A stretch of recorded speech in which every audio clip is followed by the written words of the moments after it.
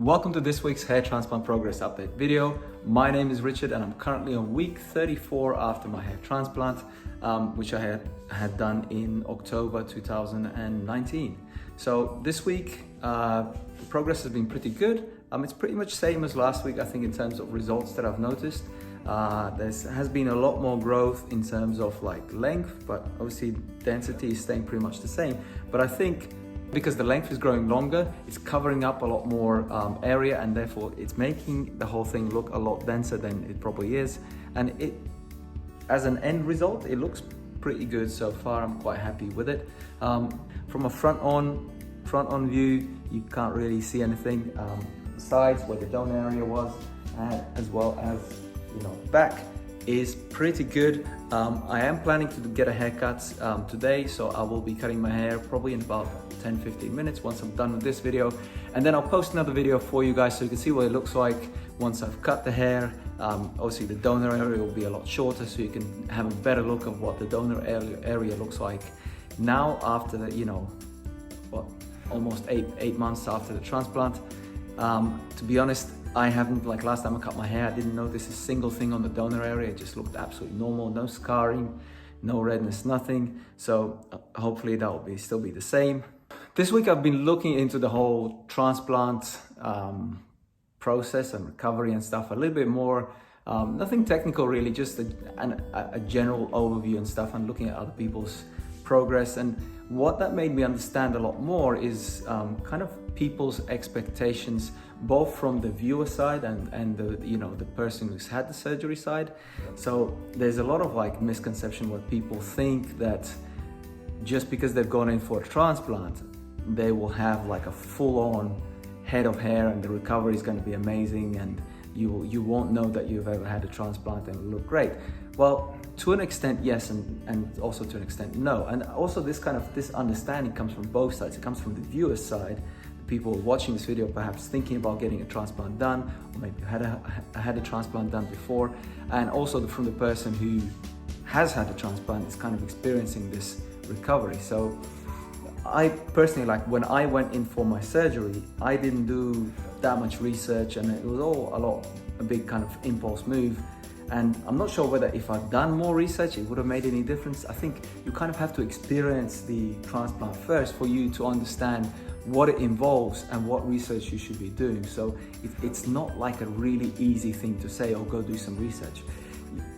Go do some research with somebody who has had a hair transplant done. So that would be probably the better advice. But not everyone knows someone who's had a hair transplant done. And I think relying on somebody who you don't know is, again, not a very comfortable thing for most guys or girls who want to get a hair transplant done. So it's a weird one. So as I was saying, like for me, my expectation was when I went in, I thought I'm gonna come out and my hair is gonna be like, bang on, it's gonna be perfect. It's gonna be firstly, I thought the whole thing, including my crown and everything's gonna be done, and it's gonna come out really, really dense and you won't know the difference. And then obviously as I went through the recovery and I started watching a lot more other people's videos, started doing research online, how the whole thing works, and started experiencing the whole recovery from my own perspective, my own side, I started to understand, what my result will be like. And everybody's result is different from person to person. So my result, I would say even another, let's say we take it 18 months into recovery, it's another 10 months down from now. I don't think in terms of density, I will have that much more density. I think it will look better than it looks now, and certainly will get rid of some of this like fluffiness, and hopefully that will stop growing out fluffy, because right now I can like literally take my hair and I can stick it up and it stays up, because it's like it's weird, yeah. But hopefully with clippers that will be fixed very, very soon. But my point is that even 18 months into recovery, I think my hair will probably stay around the same as it is now, for which actually I am quite happy with, and I'm not sure whether I would go for another surgery. But if I do, I would definitely thicken up the front and get the crown fixed. That would be my next transplant if I do ever get one done. And I think if I get enough free time and enough spare money, I might go and do that. But for now, I'm quite like, even if this was the end result, I would be quite satisfied with it, because before it looked like completely different. I was looking back at some videos of myself learning to play guitar, which were taken in September or August last year, and my head, just like here, the whole thinning and baldness looked really, really awful, even compared to now. I'm not saying it looks perfect now, but in comparison, it looked really, really terrible. So that was the kind of thing that I got this week, just from looking at other people's videos and kind of thinking about my own recovery. So that was kind of like, it was a mixed feeling. I was looking at a lot of videos and stuff for other people recovering, and I was kind of like seeing what people's expectations were, seeing what people were commenting on, saying, you know, oh, that doesn't look good, or that looks really great. So I think for those who are expecting for their first recovery results to be amazing, I think you have to dial it down a bit and take it with a pinch of salt, and kind of understand that even if you have the maximum amount of grafts they can do in one go, after your first surgery, unless you are only fixing a very small area, you're unlikely to have very thick, you know, hair, very dense hair in your results. So you're probably going to end up having to do another, you know, 1 or 2 transplants. If you look at some of the people on YouTube who are posting videos and they have really, really good results, like really amazing results, you'll see that most of them are on their like 2nd or 3rd transplant. And even some of the guys that comment on my videos, they've done 2-3 transplants themselves before they started to feel happy with the results. So, I mean, given like often the first transplant is not your best, because probably like myself, not enough research, or maybe at the time the whole hair transplant thing was not advanced enough to do a good job.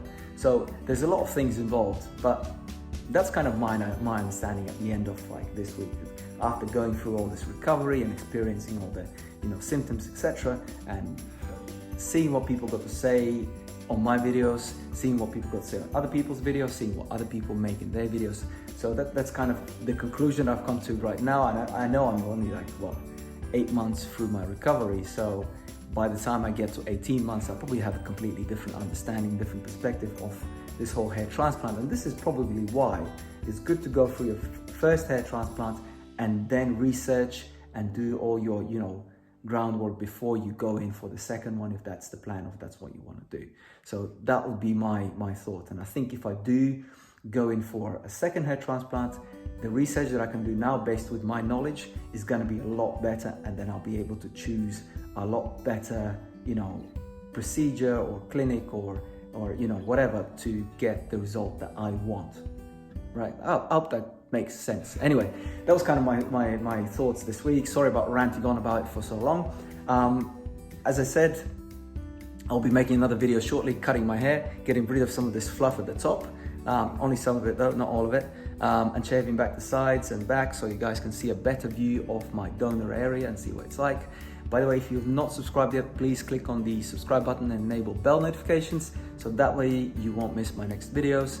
I've also got this hair fibers to try out, so I'll be trying those out and see how that looks if I apply that to my slightly transparent looking hair, whether that makes any difference, whether that makes me look better, feel better.